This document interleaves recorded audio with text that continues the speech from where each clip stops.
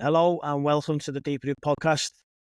Today's episode is going to be a good one.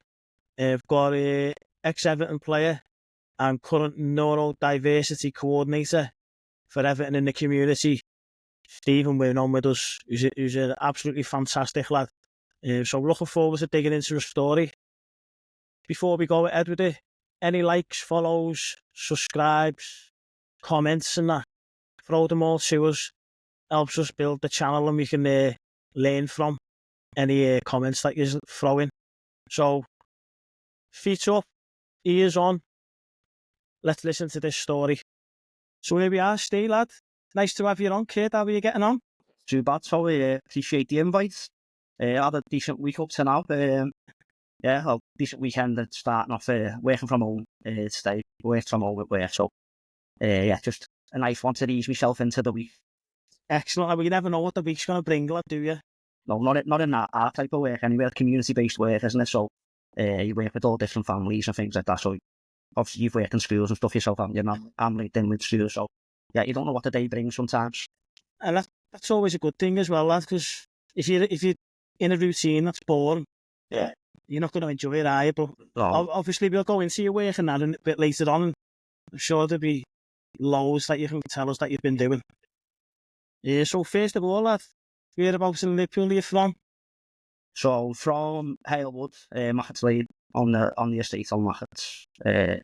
Just kind of an average kind of working class family upbringing. So single parent family. So me and my older brother Gary.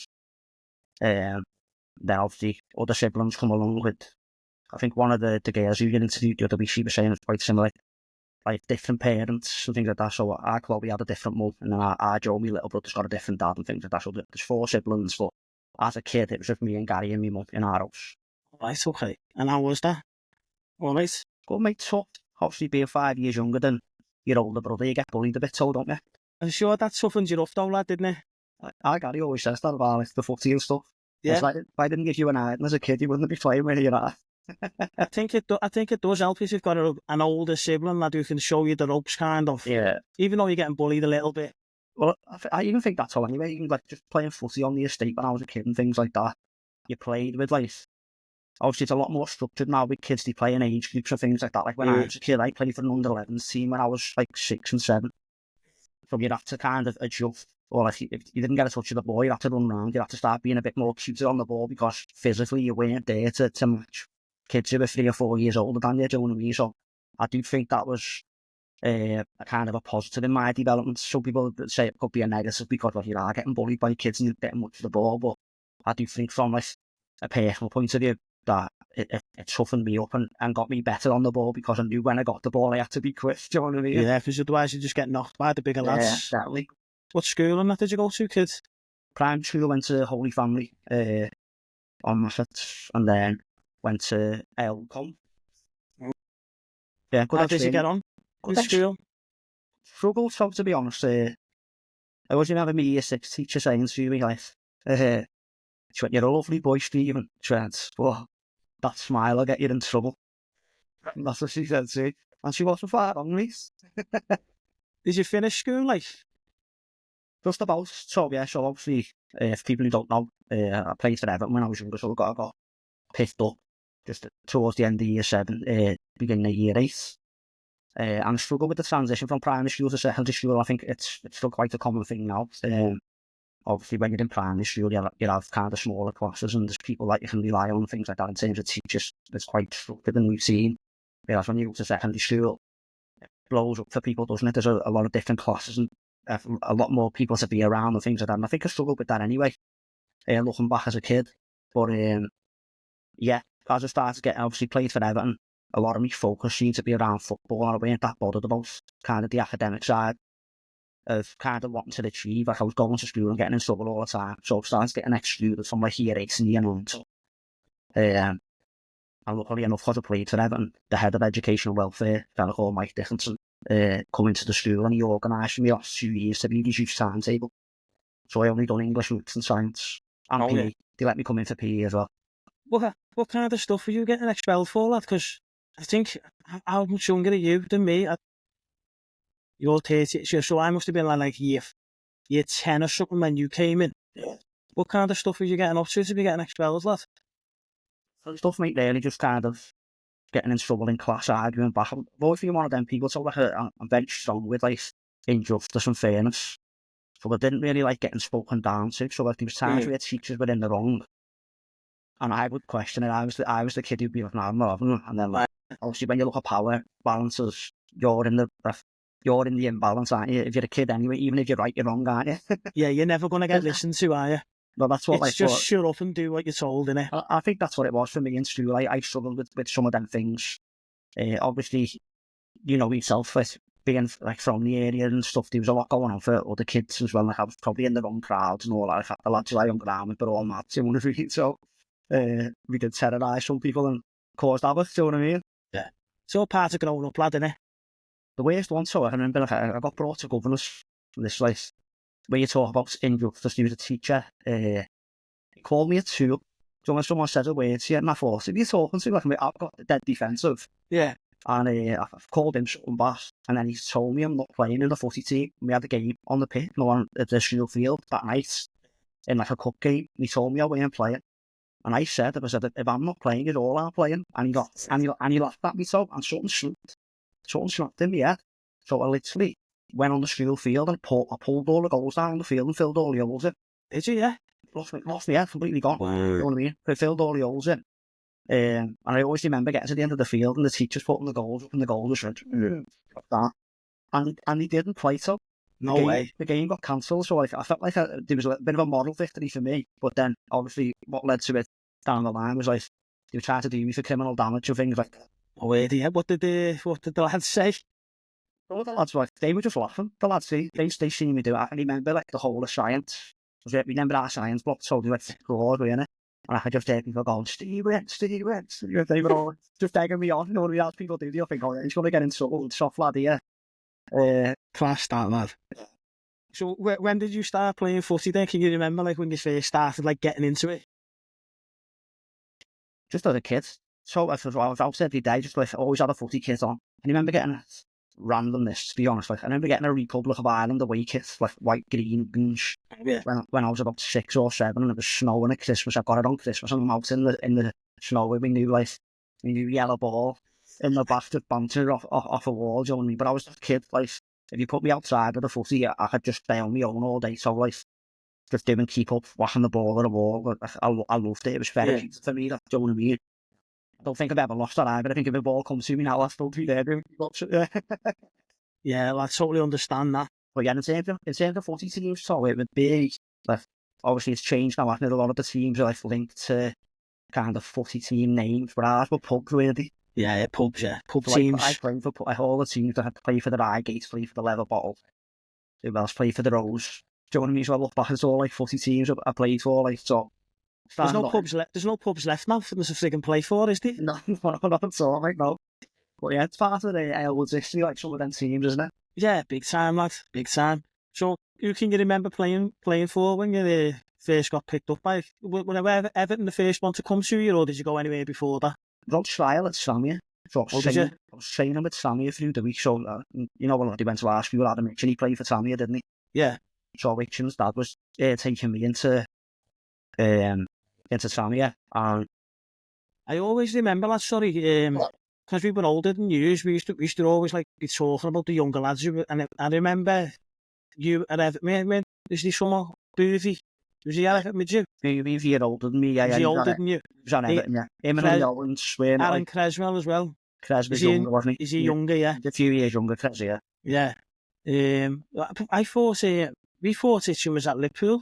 He was. No, he was yeah. He was at Samia first and then Liverpool. Oh, right. Yeah, they bought Itchin, yeah. It's mad. I think when he was about 14, him and another lad who played for Samia, Carl Noon, a lad from Aiken, they both got bought and come over to Liverpool, yeah. No. So you ended up Samia, then Everton? Yeah, so when I was obviously at Samia, I was always training with them and they were letting me play on the weekend, so I was playing for Kingsford on the Simpsons. It's a funny one, so really, because I used to travel on my own, like my dad worked, and my mum was a single mum, she couldn't take me to footy, so like, I always made my own way as a kid to footy, so when I got scouted, I was on my own, So the scout No just gave way. me a little piece of paper with a phone number on it, and then I had to run home. So I had to run to my dad's in Halewood. So jogs, obviously I found out I made up, and a scout come to me. But I'm on the Simpsons and I'm about to get to Macha to just play the full 90 minutes. Like that jogging hit back me, blowing. that hill can't kill me, you know what I mean? No, it's not easy, that lad, is it? Wouldn't be able to do it now. Yeah, not a chance, yeah. Who was your manager at Kingsford now? Because I played for them as well. Was Paul Cotty there? Paul wasn't, but I know Paul, like, and he was my manager. He was ours. It was a fella, John Percy, it was. A few years, or He had me for a couple of years there. Yeah. We still always staying on camp on a Saturday, and then we play on the Sundays and stuff like that. So when did you like figure out, like, you know, I'm all right, mate, I'm a bit better than the rest of these lads? Towards the end of primary school, probably, mate. I was quite a little chubby kid, weren't I? So in primary school, I was carrying a bit of beef. So obviously, I said to you, I could move the ball quick, but I couldn't move quick. But once the weight dropped off, like in year 7, obviously all the saying it was eventually going to come off. So you know what I mean? Like I was doing too much exercise. The weight dropped off me in year 7, and then suddenly, because I was good with the ball at my feet and things like that, you had that pace to it, turn a direction that you can start to see a bit of a difference. Then you know what I mean? I started like playing in games, I was banging like 5 and 6s. What position were you playing when you were a kid? Different, really. So I played up front for them type of team. But when I signed for Everton as a forward, my second week we played at Belfield, played against Celtic, and they put me centre half, and then I ended up centre half 2 years. No way. So I obviously played well, and I was quite a tall kid. Yeah. You know what I mean? I just didn't grow after the age of 12, so you know what I mean? I know, that's sick, that lad. So, I mean, it seems to be like a familiar thing when players are getting picked up. They seem to be attackers. Yeah. And then when they take them in, they start like thinking, you know, where can we put you now, like, because you've got what other attributes have you got? Yeah. So it's interesting that you ended up centre half, because I remember when I ended up at the Rose for a bit with you, didn't I? Yeah. I've only played a few games. Where were you playing there, centre mid? Centre mid, I think it. Yeah. Versatile. Yeah, well, sometimes that could go against you, can't it? Yeah. Jack of all trades, master of none. Yeah, I played left back a few times recently. I haven't got a left foot, you know what I mean? But never did a job, so. So, being at Everton, and obviously you're a blue, aren't you? Yeah. How did it feel like? Because did you still feel like a fan, or was you like, this is where I've got to fucking knuckle down here? No, I don't think that leaves you. Like the fan element doesn't leave you. Like, you know what I mean? So I always remember, obviously, training ground's gone. Obviously, moved to Finch Farm, but Belfield was like a place where all like the legends of the club would train or things like that. And I always remember, so we are for getting back in the car with a big smile, just being in the toilet. And I was like, "You all right?" He's like, "Yeah." I said, "What's toilet?" Alan Ball's had a piss in that pot. That's mentality. He was buzzing just because he thought lost players have been in and I've just had a piss there. No way. The small things in life, lad, innit? Little wins. I know, that's sick, that lad. So who was your like idol growing up? I mean, who was your idol? Did you have a role model as well? Like, apart from, obviously you have an idol who's like a sporting person or something, but did you have a role model as well? Like, do you know what? Not really. So like, I always talk about when I look back, like me and our guy obviously shared the room together when we were going to be at a big poster of Duncan Ferguson. Yeah. So I always remember that as like kind of something that sticks in my head as a kid, and I think to myself, like, because you never think that you're going to meet them type of people. If you've got a poster of someone on your wall, you don't think you're going to meet them, do you? But when I was obviously getting around the first team, I ended up training with them. And then when I went to Thailand with the first team, I roomed next to them. So I was walking down and getting a lift for them and going down to like have me brekkie and stuff like that. It was like surreal moments really where you think where you come from on a council estate to then be standing next to them people that fella who's banging headers in the Prem. Do you know what I mean? Mad. How did it feel like training, like stepping up? So obviously you've gone through all the levels, through to the resis, and then you're knocking around in the first team. Yeah. What's it like? How big's that standard, the difference from? Yeah, it is massive. Are they like different species, these people? Yeah, even just like the physical elements, but also like just how quick the ball gets moved. And I don't know if they do it on purpose, so, but they don't half smash the ball and see it to test your touch as well. Yeah. Do you know what I mean? Like everything's quick, your touch has got to be spot on, and then like if you make a bad touch, you then psychologically in your head thinking, but yeah, let's just talk, like you're having words with yourself and things like that. It's quite hard, you know what I mean? So I always speak about, where obviously my pro year and I was training with the first team and stuff like that. I always think that was my, psychologically, that was my worst year. I think I lived too much in fear. about making mistakes and things like that. Because I'm a bit of a perfectionist. I think like there's certain things. Obviously, David Moyes just took over him, but it was who released me. His first season, was it? No, he was established. He'd been there for a few years. Yeah, but so he obviously seen something in you, though, to put, because you made a squad list, didn't you? And you had the squad number 32, lad, was it? Yeah, 32. Yeah. So like obviously he was around the first team. Come on against Motherwell in a pre-season game for about 10 or 15 minutes. But that was like the only action I really got, and that doesn't count as an appearance because it's pre-season. But yeah, there's certain elements of it. Like I just think to myself, like I should have embraced that and enjoyed that a lot more. But I just think, like even like now, if I had a problem with someone or I felt like I wasn't getting enough game time, or I'd just go in and have a conversation with people now. But I'm scared to say something in case it affected my future. Do you think that's the pressure showing, like weighing on your shoulders? Probably, yeah. It's an environment that you've never really known about and stuff like that as well, isn't it? Like, so like you've got no experience and then you've got no one to kind of lean on as well. Like I couldn't go back to my mum and dad and say, oh, I'm facing this issue. They've never been in that position before. Never been in it, yeah. So I always say, like, I probably should have went in a couple of times and like asked to go on loan or asked like more advice off the manager or like the other staff. But I never sat back and just thought, I just need to play well. And then went away and played well in that last year. It was quite lonely. Nice. So, you know what I mean? So like I look at that, when I look back at that year, I think there's so much that changed. Not just myself, but also kind of like what support as well you could have speak to. Because what happened with me, so like the academy and the first team were two separate entities at the time, where I think from now the academy's there as well, isn't it? So staff obviously cross over and things like that. That's the idea behind it, is that you can kind of get a view of what's going on at the first team, but then as the young player can also get support from the academy. Whereas I graduated the academy, moved to Belfield, now I was just in like a changing room with a few other young lads who were first year pros like myself. So like we were just kind of caught in the middle. We weren't in the first team and we were in the academy. Feel like we were just like lumped in, and there you are, you're just fucking fishing along. You're like, just like, where are we going? It felt like that, just felt a bit isolated. And then like obviously, you know, James Vaughan, like the youngest scorer in the Prem, when he scored his goal, he got promoted from our changing room to the next changing room, so he was in the first team changing room. See, I think like if you're coming up from the academy into the first team, really, they should incorporate you in the first team, kind of changing at least, lads, you know what I mean? I also understand why they did it so, because I think to myself, like, what they're trying to say seems like you've got to earn your place. Yeah. Sink or swim. Yeah, do you know what I mean? Sink or swim. I do get, there's part of that I do get, but I just felt like I probably could have done with a bit more support around that time, just around. Was anyone good? Were they all good to you, like, or was it like, you know, distance? Yeah, close to be able to get it. They weren't bad to me, so like it's probably in all parts of the game. Like once you know, you're like, if you're not part of the team, because they always talk about like people who get put in the reserves or like the bomb squad, they call it, don't they? Do you know what I mean? But players kind of, if they're out of contract and things like that, there's a few issues around kind of mental health and support, because it wouldn't happen in another work environment. So like they wouldn't say like you've got a contract here for 6 months, but like you're going to work in that office on your own. That wouldn't happen, Johnny, but that it happens in footy. But I do think, like, I get why they do it in footy, because obviously there's young kids who are coming through getting decent contracts now, and some of them think they've made it already and they haven't. Do you know what I mean? So I think you need to create that kind of stability and distance as well for it. But it's also quite tough if you're in that environment yourself. Do you know what I mean? Did you ever have a convo with Moisey? Like, obviously.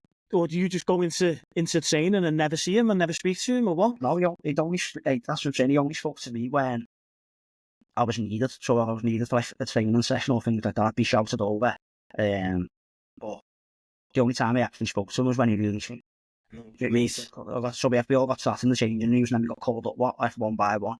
And that was the first proper conversation I've probably had with him. Unless like he'd obviously had conversations when I played or I was training with the first team. It'd be like instructions, but it was never like a personal kind of connection or anything like that. No, not at all.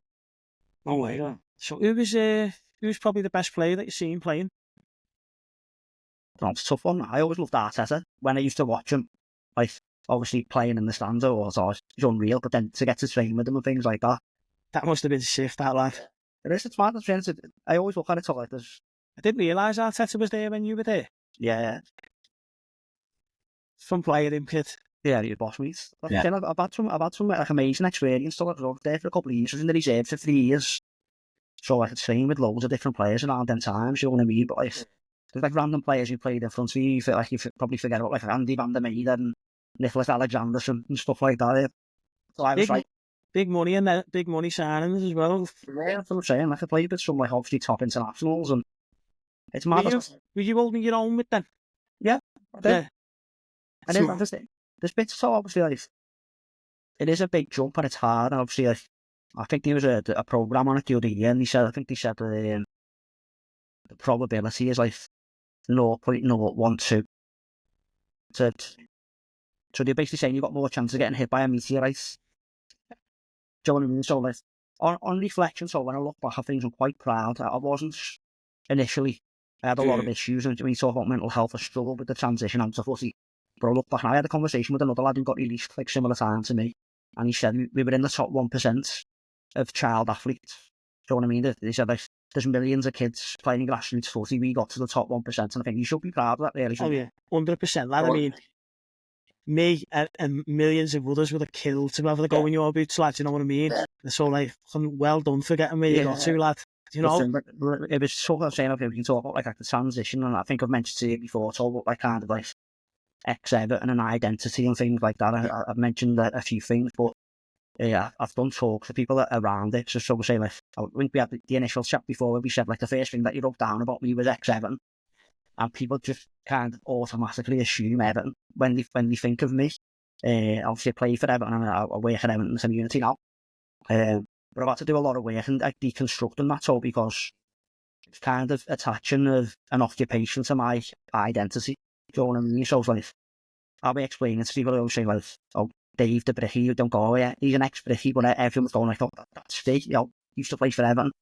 And that was the thing that I struggled with. So like, whenever people used to talk about me when I was a kid, they'd go, oh, Steve went boss of footy, and like, everything was dead positive. And then for no fault of my own, I was released. Done my best in this place, you know what I mean? I got released, and then when people spoke about me, it was like, Steve used to play for Everton. And that just puts you on a downer straight away then, doesn't it? The tone just changes for me. It's one's positive and one's negative, and things like that used to impact me, and I got like, I think I didn't go to the Everton game for 5 years. I started feeling like guilty and like embarrassed, you know what I mean? A lot of shame and guilt kind of attached with that. It's quite heavy, mate. It's quite heavy, and like, what I was going to go on to here is how soon did it take, when you got released, how soon did it take for it to sink into you that like, I'm gone, I'm not going back to work? And then also, how did that hit your mentality? Yeah. It's an hard one to talk about. I think it took years, and I mean like years. So like I just don't call myself like I didn't attend my graduation. So I got released in 2006, went to uni in 2008, graduated uni in 2011, and I didn't attend my graduation because I still felt like I was admitting failure because I weren't a footy player.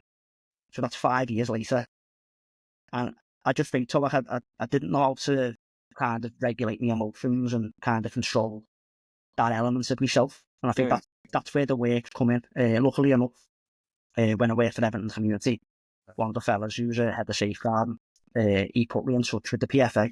So I ended up getting sports-specific counsel for ex-players. And I think that's when my life started to turn a bit. So, you know what I mean? I know we've mentioned before, when we spoke about like kind of the element of Facebook and social media, I feel like I lived a lot of my life because I didn't really know where to talk or who to turn to. So I was just putting posts up on social media, and there was positives and negatives to that. So I remember getting pulled in by one of my bosses, and she went, should you really be putting this up? And I was like, well, if I don't put that up, it's not going to end well for me. Do you know what I mean? Like, I'm guessing like the way you'll put the reason you're putting that up is obviously everything's overwhelming, but you're getting it off your chest. Yeah. Even though it's like you're putting it out, you're putting it out there. It's out there, like it's off you. Whereas if you keep that in, lad, that's just going to build up and build up and build up, innit? Yeah, and I think that's where I was coming from with this. So like, I don't really need to do it anymore, so because I'm okay. I found like I've done my work. Like I've learned a lot about it. I've been to uni, I've got my masters now and stuff like that. But I think when I look back at it now and reflect on it from like this older person and this lens, I had this like negative internal narrative where it was like beating myself up. But I think you need that to be in elite football. So for example, like if I give a pass away, I'd be like, that's fucking fit. That like I used to fume, go and take the ball back, go and get it back like that. That'd be my mentality. Like, so I'd beat myself up, pump myself up, if that makes sense. Yeah, true, right, yeah. And that worked in elite footy because I'd go and get the ball back and I'd get positive outcomes from that. Take that out of context now, you can move that into like your normal life. Like, say I didn't hand an assignment in or I didn't do a presentation well, I would laugh at myself. Do you know what I mean? Going out on nights out. So like, I ended up going to AA, like Alcoholics Anonymous. I was only bevying like what ordinary people do. Going out on a weekend, having a bit of a blowout. But because of my mentality, I was like, that's disgusting, that, like, why are you having a bevy? What are you doing to yourself? Absolutely annihilating myself. So like, I understand now why I was doing it, but it was just out of context to me, so I had to kind of rewire your brain and your thoughts and your relationship with yourself. Obviously, you've come away from Everton then, and you've got to learn out who you are again then. Yeah. Is that what the whole process is, learning how to know yourself? I don't think I knew who I was, so even like I'd be like, your routines in place, like you're saying every day, like you eat certain foods. I didn't really know what food I liked or what music I liked, or but to discover that later on, do you know what I mean? Where other people probably get that just by living normal day-to-day lives. What kind of sacrifices were you making when you were at Everton then? Were you going out with your mates and that, or were you cable? Did bits of probably a bit naughty, but as I got to the older ages, you know what I mean? But like not to the levels. I think I went out the odd time, but just to give you context, so for like, so my school day, so obviously I travelled from Prescott at the time to get to Halewood, so it'd be like an hour on the bus, like 7:30, 8, get into school, and then I'd get picked up by Everton at like 2 or 3 o'clock, depending on my timetable. Then we'd go pick all the other kids up, and then we'd train, and then we'd do homework at school. So I used to get home at like 9:30, Monday to Thursday. So I'd leave at 7:30 in the morning, get in the bus myself, and I'd get home 9:30, 10 o'clock. And what are you doing for food and all that? Everton, obviously I'd have my school dinners in school, and then when I'd get to Everton, they'd supply us with food and things like that when we get there. We used to also know Savio School in Bootle. Yeah. So Everton, same ground was only round the corner, so we had links to teachers there, so we'd then do like our course work and things like that. So it rotated each day, so like I might get there for 5 o'clock and then I'd train 5 till 6:30, and then I'd go from 6:30 till 8. You'd then go to school and do your homework. And then you'd switch over each night, so you might go and do your own work 5 till 6:30, and then go and train after it and things like that. That was Monday to Thursday. Friday night off, train Saturday morning, and play on a Sunday. That's a lot for a kid to be doing, isn't it? A lot for a kid, and the biggest one for me now, it's all reflect on it. Like, it's not just me who made the sacrifices, it's my family, like my uncles, like my dad. My dad was on the markets, and then like having to give me lifts, so like get me picked up and things like that. Like, so like I might get home from Birmingham at 7 or 8 o'clock after the game. And then my dad's been in work on the market 4 till 4 or whatever, and then he's got to wait round and then come and pick me up and things like that. It's a big ask, isn't it? It's a big ask for the family and stuff, yeah. There's a lot of sacrifice that people don't see, you know what I mean? So what was it like transitioning to normal life then? And what was the process for you to be like normal again, do you feel? Because obviously you've gone through a bit of a killer there, lad, haven't you? You know what I mean? What type of mental health issues were you picking up? Because I struggled, so obviously getting diagnosed a lot with anxiety and depression when I was younger, and I was saying since I haven't got anxiety or depression, but it's later transpired anyway. I was diagnosed with ADHD a couple of years ago, so that makes sense. Does that make sense for you while you were at school as well? Yeah, a lot of it does, yeah. That's what I'm saying. It's a neurodivergent lens, and I can kind of look at it from being classed as neurodivergent now. I can look at it and think, some of these behaviours make sense compared to the way I was thinking about myself. I was beating myself up for things that are probably a bit out of my control, really, do you know what I mean? But it's mad, so it was like my first job, like my first proper job from uni. I was a teaching assistant in a school for a kid funded for ADHD, and I never recognised myself in the kid, do you know what I mean? So I've gone for years as an adult thinking, I haven't got ADHD, and then when I done my mental health masters, one of my modules was around ADHD, and when I started reading up into it and getting into the literature, I was like, okay, so it started making sense.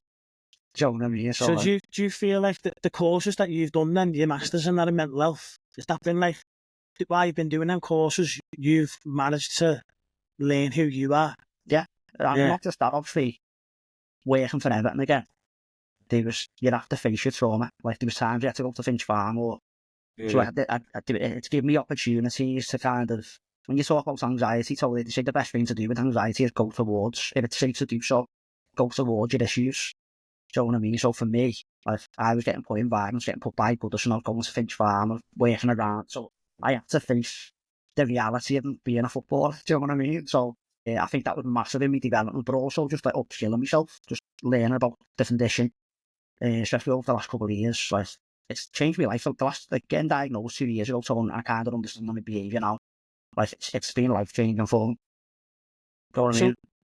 When you'd have them moments, and then you'd reach out on Facebook, are you able to control them now, or do they not even matter no more? Did they not come?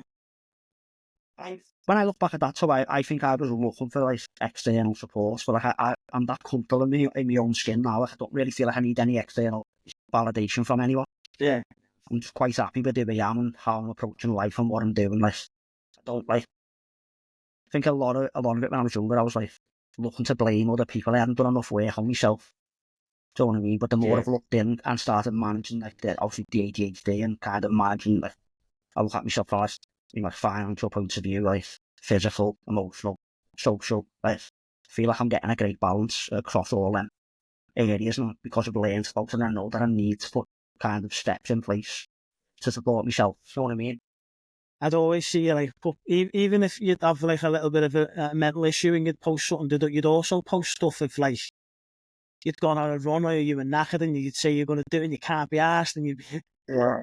I can see you in the gym and that now, aren't you? You're sticking to that.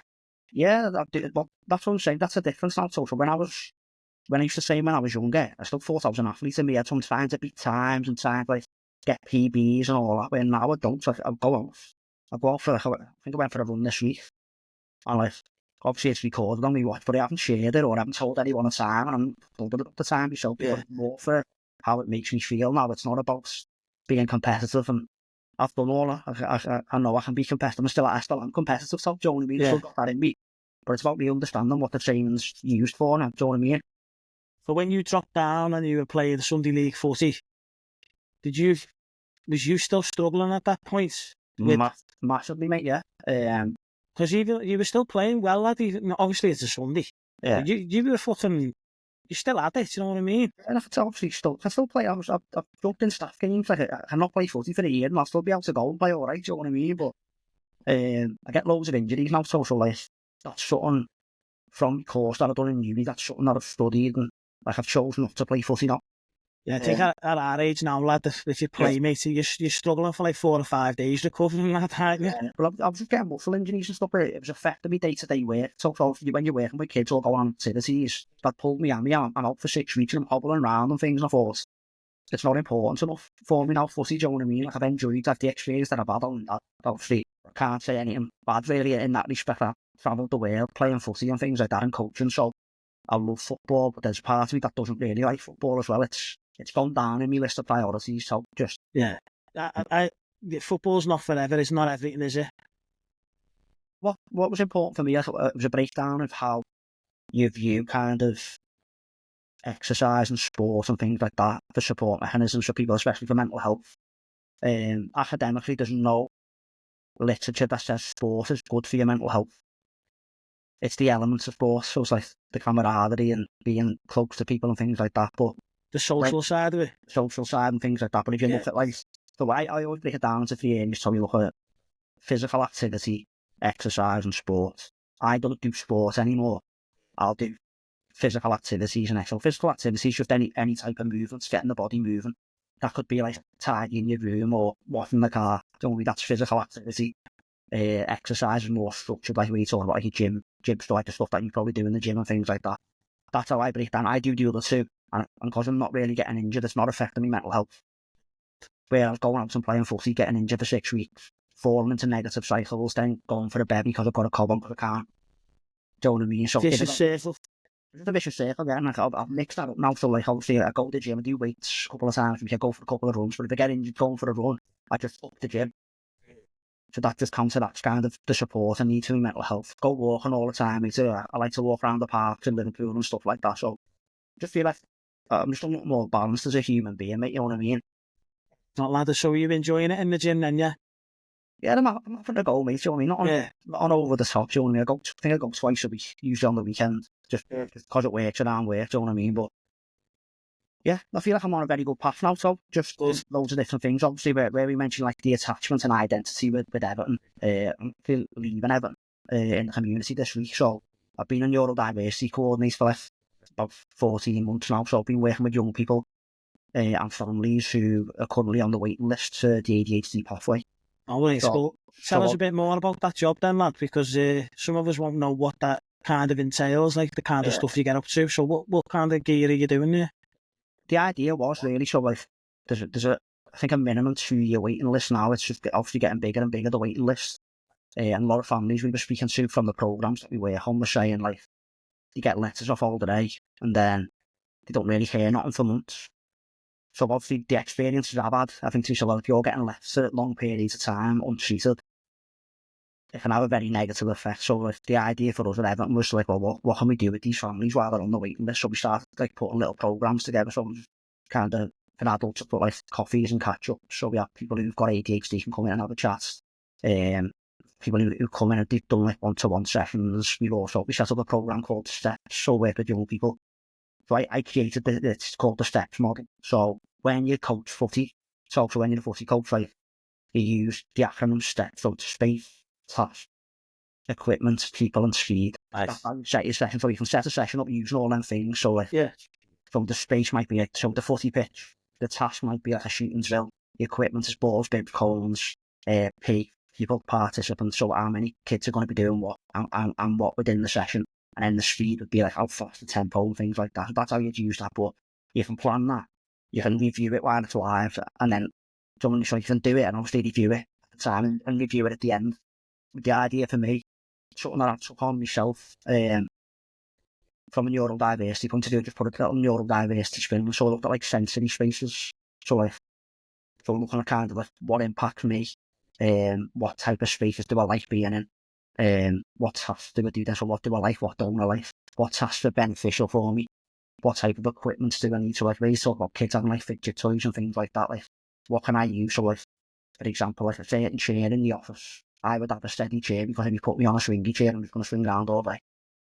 So just little things, yeah. Then like, so for me, people, so where's my support net? Where's what people like? If I'm struggling, who do I go to? Where's my support? And so I meet the lads every Saturday I go to the gym with one of my mates, Matt, and then meet the other lads for the Costa. So that's my support kind of mechanism getting put in place. I recognise that I've got these people here every Saturday. If I need to offload all events, that's who I'm going to. Do you know what I mean? Yeah. And then the speed part, I look at this. It's something called a rag rating. So it's like, we use it to traffic lights. So you look at red, amber, green. So you look at your own activities in your life. So like, you can look at the colours different way depending on how you view colours. But I do it in a way that if I've got certain activities that are draining for me, physically or mentally, I colour them red. So that's a red activity. So I know when I've done a red activity, I need an amber or a green.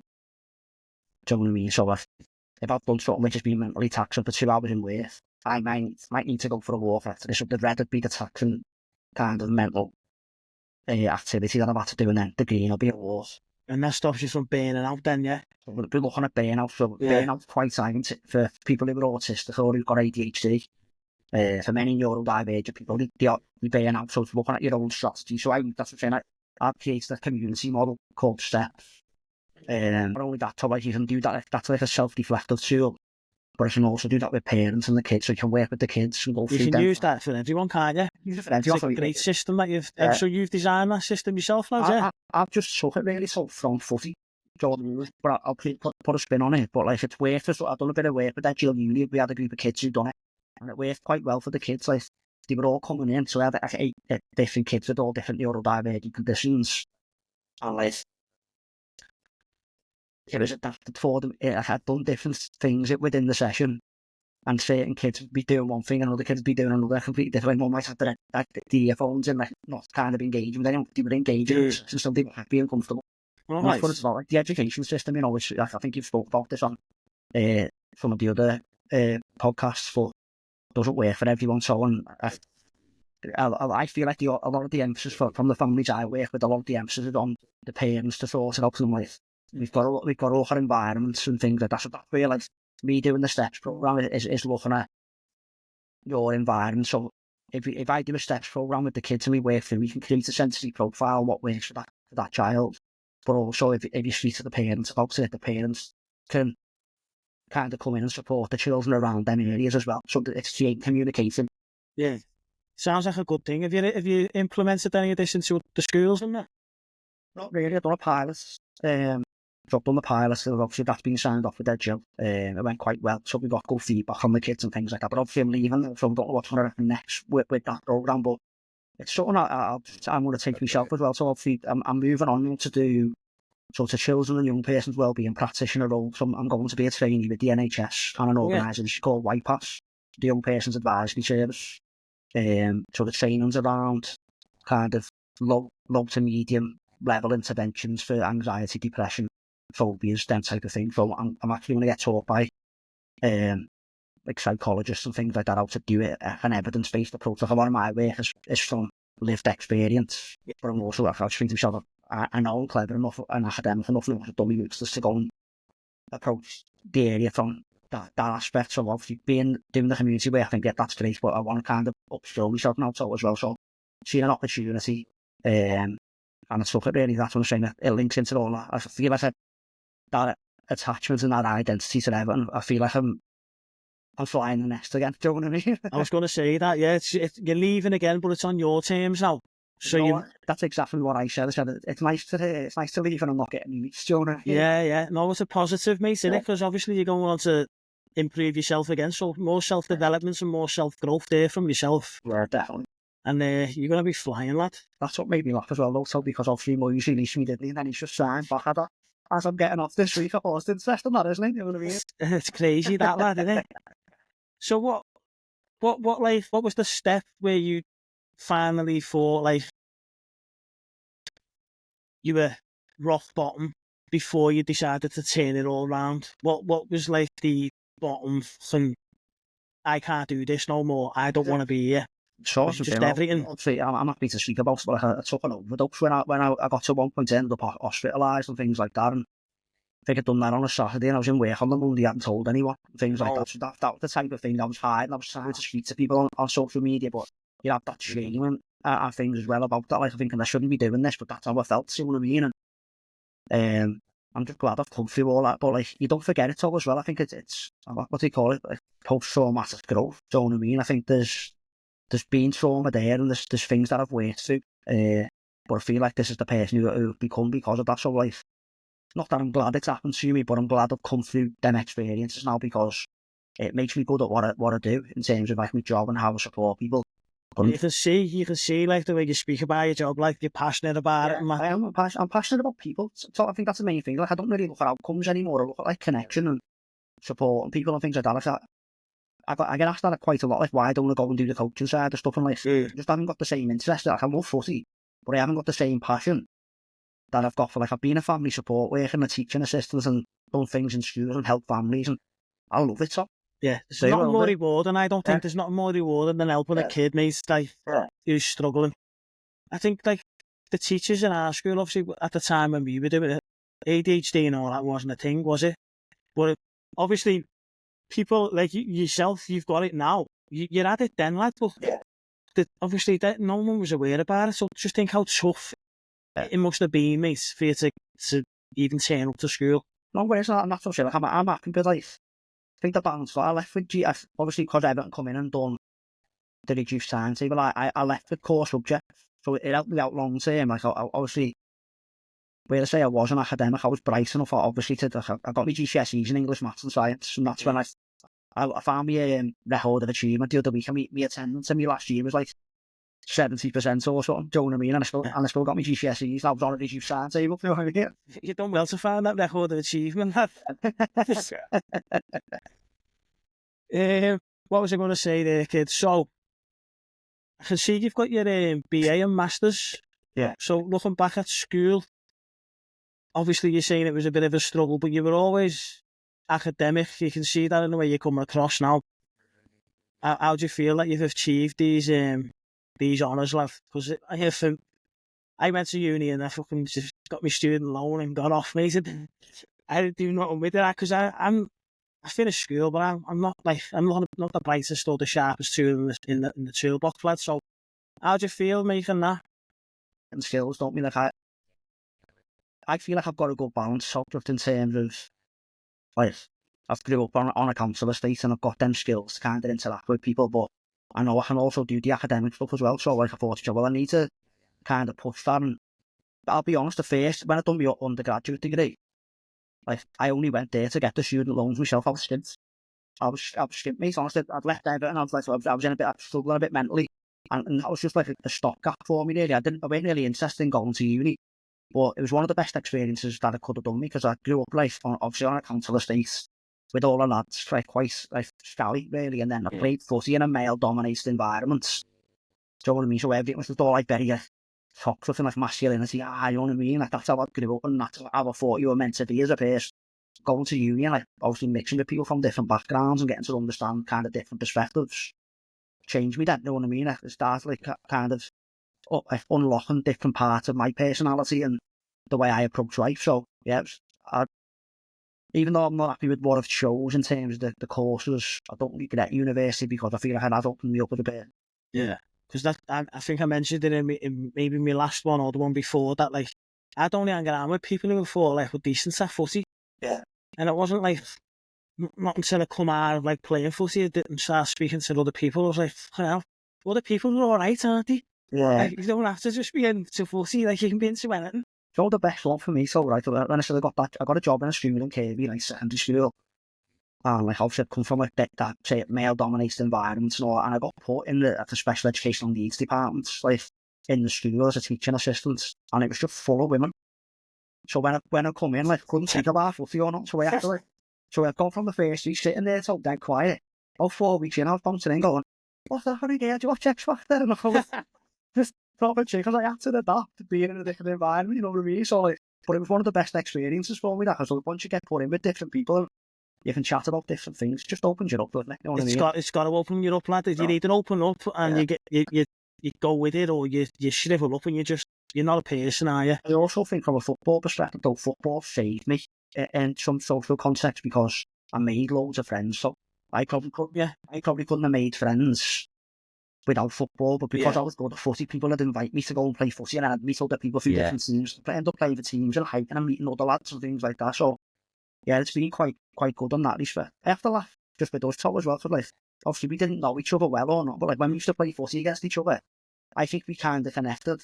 Yeah, we had, like, a mutual respect there straight away, maybe. But I look, there's not many people where, like, I used to play centre mid against people, and, like, we would literally chat in the game, wouldn't we? Yeah. All we'd laugh at stuff, and I think to each other, it's quite rare that, and, like, that's what I actually liked about you, because I think to each other, he was actually, like, a good guy, you know what I mean? Yeah, and obviously, like you say, everyone associates their Steve's and Everton, and that's the thing. So what I thought when I was playing against you was, like, I want to know if I'm as good as him, or if I can do what he can do. Do you know what I mean? And it was good, lad. And then we ended up playing together for a little bit. Like, it was enjoyable. So, what have I got here, lad? I've seen on your LinkedIn, because I've been doing a little bit of snooping, lad. You've had a shitload of jobs. You've had more jobs than me, lad. Which one's probably your worst job that you didn't really enjoy? I don't remember what's on it now. I can't remember what I put on, but I have got the list somewhere there, lad. Hang on a sec. I know when I left Everton, I worked in Woolies, didn't I? Doing pick and mix. Oh, did you? Yeah, don't know if Let's that's have a on look. it. Oh, so on this list I've got professional footballer, shop assistant, That'll be Woolies, yeah. shop fitter.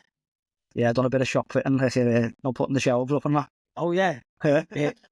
Teaching assistant. Yeah. Learning mentor. Yeah. Football coach. Support worker, family support worker, and your neuro diversity coordinator. So obviously each step you've made there, mate, your jobs have got better and better, haven't they? Yeah, long may that continue, mate. Yeah, I'm sure it will, lad. I'm pretty sure it will. I think we've just got a little finishing point here, lad. I want you to give, if there's any kids who are going to come across it, or lads who are like 16, 17, 18, and they're at a club, and they're in school, pissing around or whatever, what type of advice would you give to someone who's at an academy now, like, looking to be a footballer, but, like, we know, not 100%. So, any advice you'd give to a kid? Probably about being offensive, mate. Kind of discovering other pleasures outside of football. That's what I think I never done. I think I put all my eggs in one basket. Like, I just everything about football, and then when I went to football, I didn't really know what to do with myself. So for me, it's finding other things that you enjoy. Obviously, it's good to put all your dedication and all your work into football, but you need a relief. And I also think just, like, try to find out who you are and be happy, because Football, at the end of the day, football is, it's life-changing, obviously, if you make it. But probably a lot of the players who are at that age now, I think most of the kids by the age of 21 have dropped out of footy. So telling that could be a kind of a realistic approach. Like, make sure you go and do your education and back yourself up with other things as well, just to support yourself. And also, if there's any parents watching as well, like, I think that was one of the biggest struggles for me. I don't think like my mum and dad or my uncles kind of had any experience. Like, how'd you help a kid who's kind of been a child athlete? Like, you're not taught that, are you? So obviously they have player care teams now. For me, I just make sure if you're speaking from the parents, make sure you're speaking to the player care teams and taking any training or advice that you can from them as well, because it's for them as well. Do you know what I mean? It's a lot. Like, it changed the dynamics in my family. Like, I used to meet with my dad every weekend, and like my dad just like went to the pub on the weekends and didn't see my dad on the weekend anymore and things like that. And I used to get chats with my uncle. He'd pick me up every Saturday to take me to Zena, where that stopped happening after it and things like that. So just like, it's a loss for them as well, because they get to experience what your experience as well, don't they? You know what I mean? So, yeah, of course, yeah, Lord. And the next one would be, was there any advice that you received from anyone that's helped you out the most? Then a little nugget of help that you've had? that never Gary Ablett played for Everton. Oh, played for Everton and Liverpool, didn't he was the only player to win the FA Cup with both teams, if I remember correctly. He was my under-17 manager, and something that always stuck in my mind, he said, learn from your mistakes, but even better, learn from other people's. And that used to stick in my head, because I think to myself, like, it's good to learn yourself, isn't it? But I think to myself, if you can look at other people and see what's going on and learn from what's going on around you, you don't have to put yourself through it, do you? That's what I used to take from it. very true, yeah. So I just think in terms like observing what's going on in other people's, take it all and take the information, and with the more information you've got, the more chance you've got of creating positive outcomes for yourself as well, haven't you? So, Spot on, lad. Right, I don't know if you've done any, if you've prepared for this. You're in all-time 11. You're Everton 11. I haven't, no, but like, I don't know. Would you be able to do one off your head? I don't know, I haven't said prepared. Well, let's do, instead of doing your all-time 11 and Everton 11, let's do an 11 that you'd pick of players you've played with. And I won't take, if you don't put me in, lad, I won't take it too hard. I actually don't know at all. Off the cuff, mate, I don't reckon I could answer them questions. It'd be quite hard. Who made it out of who you were with in your group? The lads in Iceland, Victor and Ichibi and Vaughan, wasn't it? James Vaughan. So they're the main two. They had careers and things like that, played in the first team and made a few Prem appearances, didn't they? I don't know, if you look at positions, even if you go from an all-time 11, like I say from a goalie, you're going big Nev, aren't you? He's like a legend, isn't he? I don't know. Do you know what I mean? I look back for players who I remember as a kid who, like, you idolised a little bit more when you're younger, don't you? So I always think like left back, like Andy Inchcliffe. Hey, there you go, lads. We're halfway there now. Who we got centre half? He was all right, Inchcliffe, one. He had a sweet left foot. Always buffed the corners, really. Yeah. I don't know. It's hard, that. Like, I don't know. It is tough, lad, isn't it? Like, it took me a while to I'm not a blue, like, but it took me a while to, like, figure out who we could put in that 11. No, I won't go for the full 11, but I just think of players who, like, you remember as a kid. So it was like Anders Limpar, do you know what I mean? Kanchelskis. They're ones that, like, stuck out for me. When I went to match when I was younger, I was like, they're boss, them, you know what I mean? People who have played with, I would say about Arteta. I loved Arteta. But I also loved Lee Carsley. Oh, really? Yeah. Just like the way he played, but like, obviously I got to know him, didn't I? He done something for us, told you, like, last year. When was it? So he was the under-23s manager for England. And he'd come to do an interview with Goodison, like they were playing at Goodison, so I messaged him on LinkedIn, just said, all right, mate, said, if you don't mind, said, we've got a group of kids, ADHD and autism, there's a few different neurodivergent conditions. I said, we've got a house opposite. So one of our programmes that we run is from a house on Goodison Road. Yeah, so I messaged Lee Cardley, and he just turned up in his England kit. I met the kids, had a chat with the kids were playing FIFA, and he was just chatting to them while they were playing FIFA. And I thought, didn't have to do that. No, did you catch up with him as well, yeah? I had a little chat with him, I took him round, had the coffee with him and things like that. And then later, he ended up being the England manager a few months later. So yeah, but he used to give me a lift. When I played for Everton, I didn't drive, so when I was 18, he hadn't passed my test. At that time, he'd give me a lift to Halewood from the same thing. So I always think to myself, like, as a person, like, I proper appreciate that. Like, he was a professional footballer, probably Yeah. all sorts of money, but like, the decent human qualities come across, you know what I mean? So, And he obviously remembered you, lad. yeah. But So- we were saying that, my mate was like laughing at me, he was going, "Is Lee Parsley going to turn up?" He just thought it was some black account on LinkedIn, you know what I mean? But it was him, no lad, way. yeah. Some Good people say, stories, lad. Good story. great Yeah. footballers. We'll end on then. Question that might be a bit tough, like, because I probably wouldn't know how to answer it myself. It was about me. Who's Ste Wynne? That's a good question, man. I think if I was going to say that, like, so it's more to do with looking at the qualities that I bring. Let's say, like, I'm understanding, I'm caring.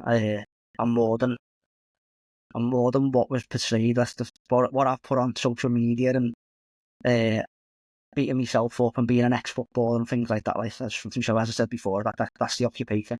I feel like I've got like a lot of decent human qualities, mate, and I personally wants to support people. I want to kind of do well in life. So I always want to like kind of go through my life supporting people and helping my family out and helping my close friends out. So I think that's what I don't. That's what people would think about me as well. Do you know what I mean? When they're asked after they realise I'm an ex-Everton player. The other quality as well. But yeah, it's a very hard question to answer. So It is a difficult question, mate, isn't it? Yeah. But I say from my point of view, lad, obviously, both from Halewood, but I lived in Mackett as well. I think I moved there when I was like 16, so you always see you like walking down the main road, you know what I mean? Yeah. And I didn't know you, but I knew you played for Everton. But like obviously when I got to meet you, and you were just proper down to earth, humble, kind lad. So lad, it's been boss having you on. I love Really that. appreciate it, kid. It's nice to hear that, so obviously, because like, you don't hear it that often, especially fellas do it. Don't speak to each other like that. No, so, we don't. Yeah, so I appreciate you saying that, mate. Thank you. No, not a problem, lad. It's been a belter having you on. Yeah. Hopefully we'll catch up again, lad, when you started your new job and see what that's going on about. Yeah, not a problem, mate. Yeah, Yeah. more than welcome to pop in for a coffee when I meet the lads and anything as well, mate. So Sounds give me good, some. kid. You're coming on now anyway, aren't you? So Yeah. Appreciate it, Steve.